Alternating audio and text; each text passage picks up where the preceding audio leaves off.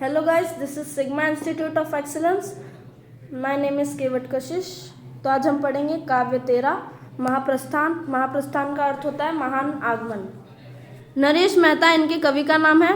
जन्म 1922 में हुआ था और इनका निधन हुआ था 2000 में.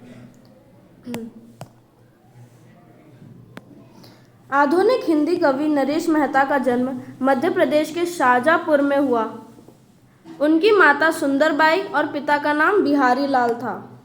उनका मूल नाम पूर्ण शंकर था.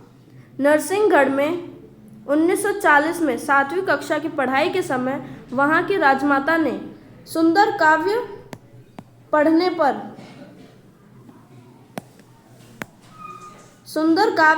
पर पूर्ण शंकर को नरेश उपनाम दिया. उन्होंने काशी हिंदू विश्वविद्यालय वाराणसी से हिंदी में एमए की उपाधि प्राप्त की. उन्होंने कुछ वर्षों तक ऑल इंडिया रेडियो में सेवाएं दी. नरेश मेहता की कविता संग्रहों में बन पाखी सुनो, बोलने दो चीड़ को, मेरा समर्पित एकांत, उत्सवा, तुम मेरा मौन हो, अरण्य, आखिर समुद्र से तात्पर्य, पिछले दिनों नंगे पैर, देखना एक दिन, चैत्या आदि हैं. खंड काव्य संशय की एक रात, महाप्रस्थान, प्रवाद पर्व, शबरी और प्रार्थना पुरुष प्रमुख हैं. उपन्यास, निबंध, कहानी, नाटक, एकांकी, यात्रा वृत्तांत और अनुवाद जैसे गद्य विधाओं पर भी कवि ने कलम चलाई है. कवि को भारतीय ज्ञानपीठ पुरस्कार 1992, साहित्य अकादमी पुरस्कार, मंगला प्रसाद पारितोषिक, भारत भारती सम्मान से सम्मानित किया गया है. महाप्रस्थान खंड काव्य का विषय पांडवों का स्वर्गरोहण है, जिसमें युधिष्ठिर के माध्यम से कवि ने राज्य व्यवस्था की अकूट शक्ति से उत्पन्न संकट और उसके व्यक्तित्व की रक्षा जैसे प्रश्न उठाए हैं, जो चिरंतर प्रश्न हैं.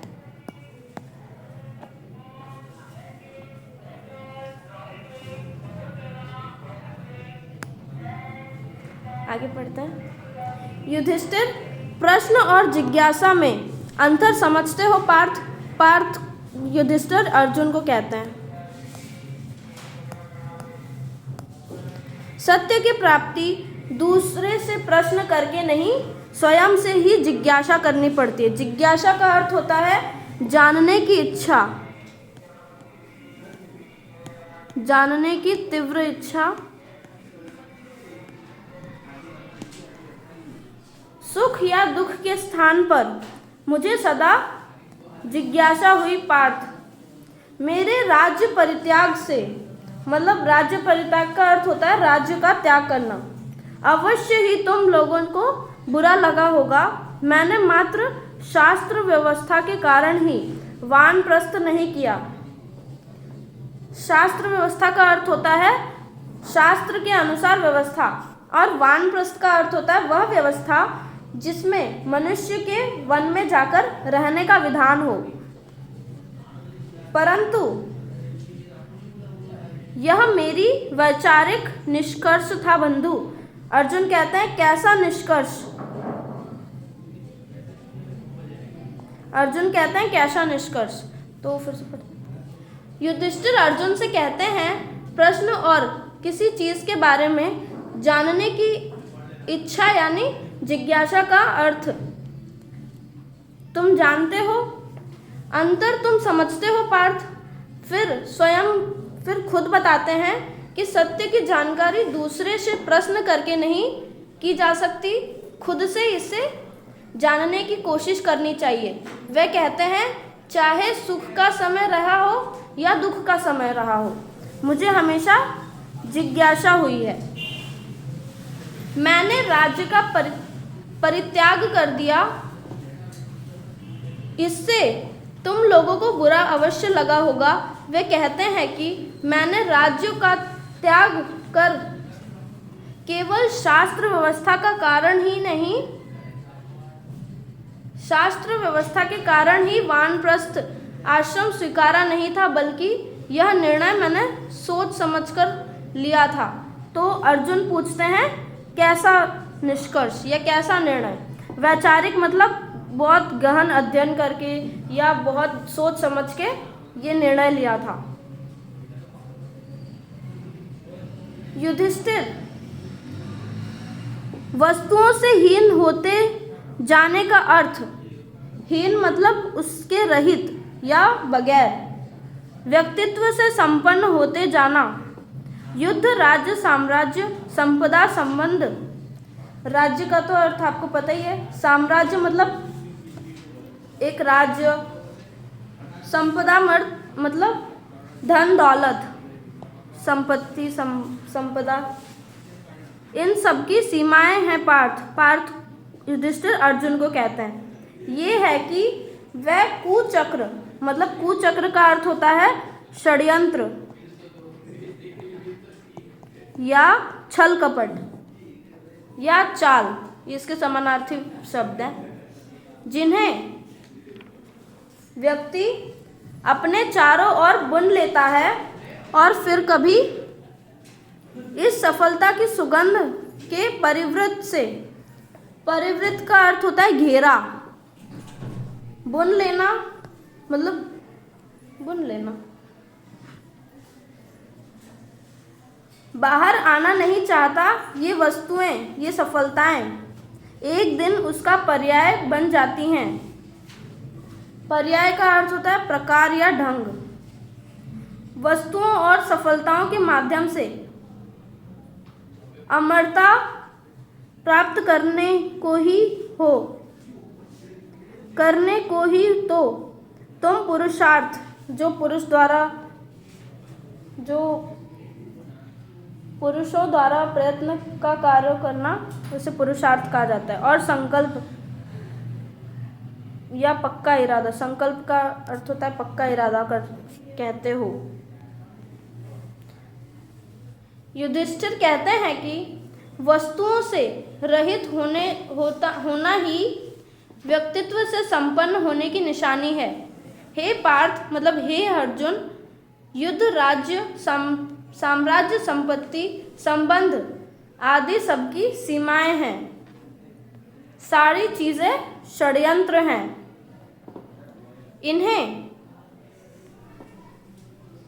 इन्हें कोई व्यक्ति अपने चारों ओर गूंथ लेता है।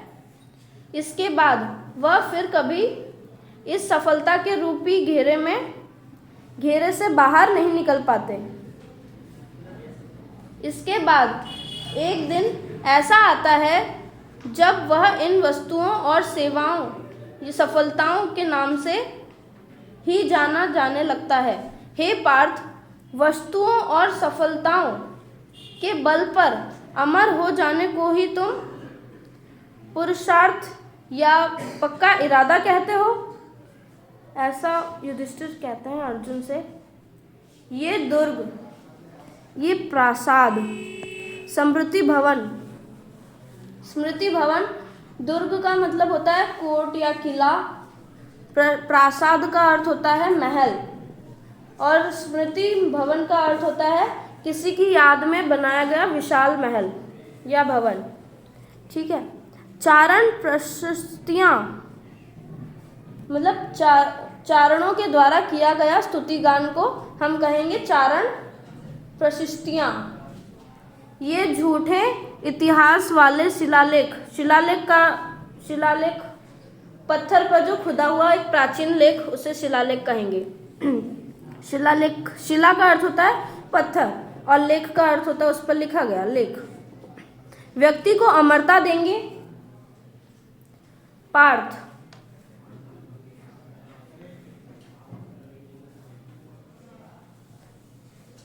जड़ का ही प्रतिनिधित्व कर सकता है, चेतन का नहीं।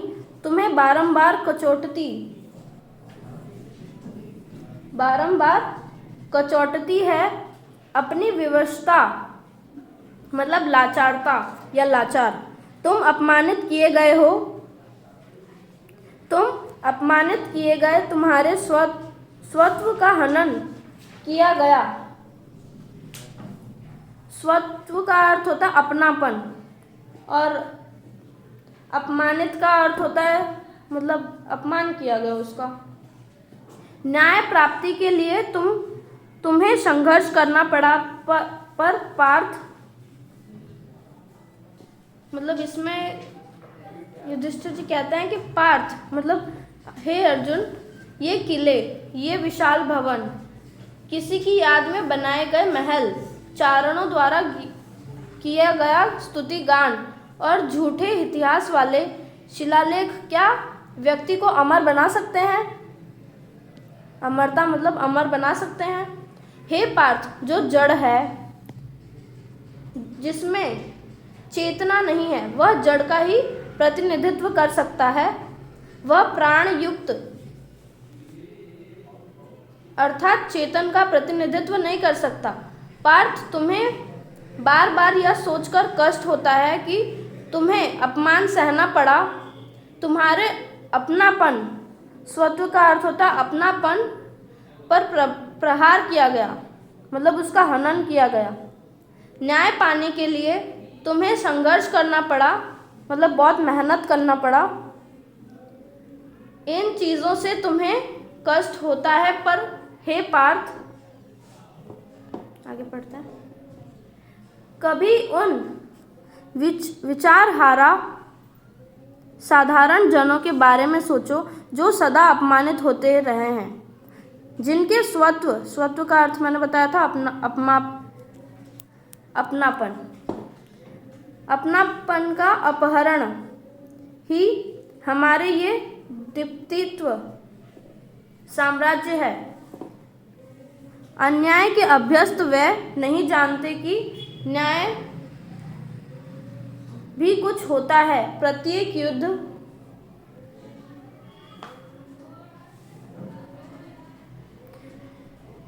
जिसमें एक राज्य जन्म लेता है, कितनी स्त्रियों को विधवा और बच्चों को अनाथ कर जाता है, और वह जीवन संघर्ष में दिशाहीन खो जाने के लिए बाध्य हो जाते हैं।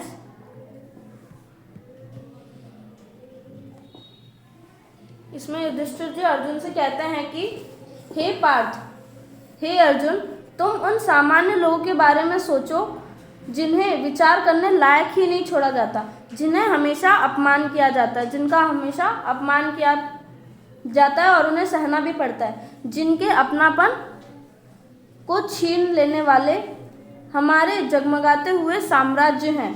ये साधारण लोग अन्याय सहने के अभ्यस्त हैं, मतलब उन्हें सहना ही पड़ेगा। इन्हें यह पता नहीं है कि न्याय नाम की भी कोई चीज़ होती है। प्रत्येक युद्ध के बाद एक राज्य का निर्माण होता है, पर इस युद्ध में अनेक लोग मर जाते हैं।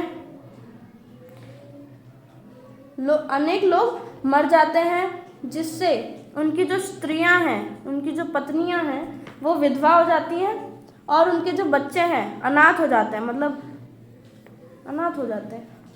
वह बेचारे जीवन के संघर्ष में हर जगह की ठोकरें खाने के लिए विवश हो जाते हैं, मतलब उन्हें हर जगह से ठोकरें मिलती है और उन्हें खाने पड़ते हैं ठोकरें। अब आगे पढ़ते हैं। सव्यसाची, तुम्हारे कृष्ण ने ही तो कहा था, युद्ध के उपरांत का अर्थ होता है युद्ध के बाद, समाज में वर्ण संकरता कर सकते हो। उस दिन की कल्पना जब इस पृथ्वी पर कुल गोत्रहीन, मतलब जिसका कुल गोत्र ना हो उसे कुल गोत्रहीन कहा जाएगा।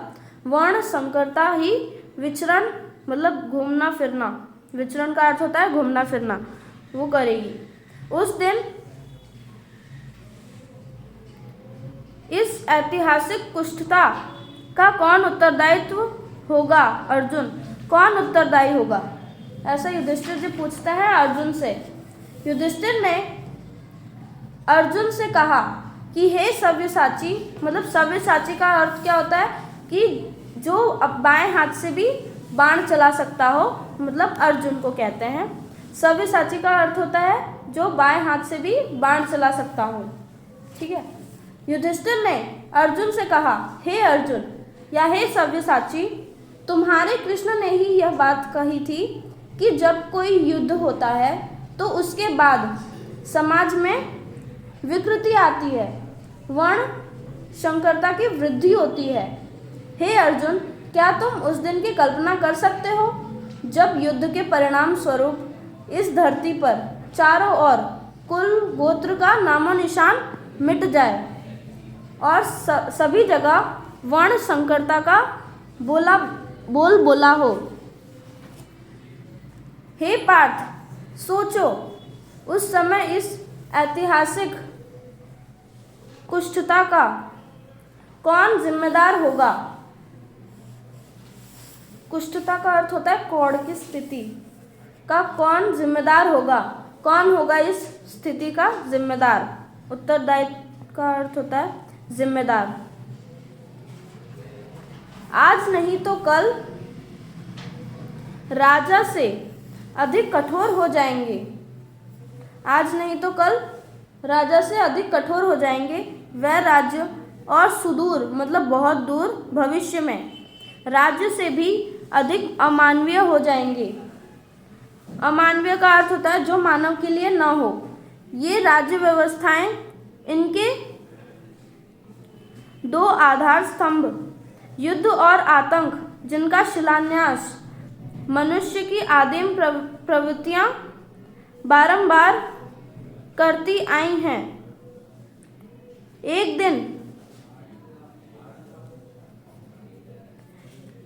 दिन युद्ध और आतंक ही सामाजिकता के पर्याय का अर्थ मैंने बताया था प्रकार या ढंग बन जाएंगे। युद्ध में हमने कौरवों को हराया और आतंक के बल पर तुमने पांडव साम्राज्य का राजकोष बढ़ाया। मतलब हे अर्जुन, आने वाले दिनों में ये राज्य राजा से भी ज़्यादा निष्ठुर हो जाएगा, मतलब ज़्यादा कठोर हो जाएगा। और जो समय बीतता जाएगा, दूर भविष्य में राज्य की व्यवस्थाएं राज्य से भी ज़्यादा अमानवीय, मतलब ज़्यादा अत्याचार हो जाएगा, अत्याचार उन पर बढ़ जाएगा। युद्ध और आतंक राज्य व्यवस्थाओं के मूलभूत स्तंभ हैं। इनका जन्म मनुष्य के प्राचीन प्रवृत्तियों से हुआ है। एक ऐसा दिन आएगा जब युद्ध और आतंक को ही सामाजिकता माना जाने लगेगा। अर्जुन, हमने कौरवों से युद्ध करके उन्हें हराया। तुमने आतंक के द्वारा पांडवों के साम्राज्य के खजाने में वृद्धि की। राजकोष का अर्थ होता है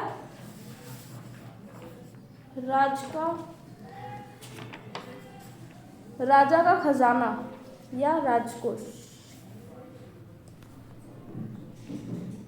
पार्थ, हमारे इन अमानवीय मतलब मैंने बताया था जो मानव के लिए ना हो कृत्यों के ये ही तो ऐतिहासिक निष्कर्ष निर्णय निकले ही कि अर्जुन से श्रेष्ठ कोई योद्धा नहीं और युधिष्ठिर ही एकमात्र चक्रवर्ती सम्राट है। मानवता का यह रथ किस अंधे मार्ग पर बढ़ रहा है तुम नहीं जानते पार्थ। तुम नहीं जानते कि संकट कहीं अधिक गहरा है।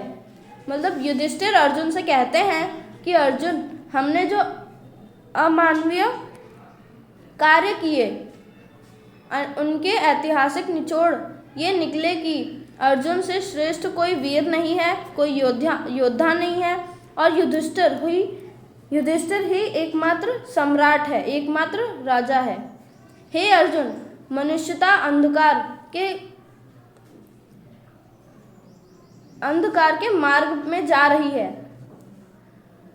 अर्जुन, तुम्हें इस बात का अंदाजा नहीं है कि संकट और भी गहरा हो रहा है।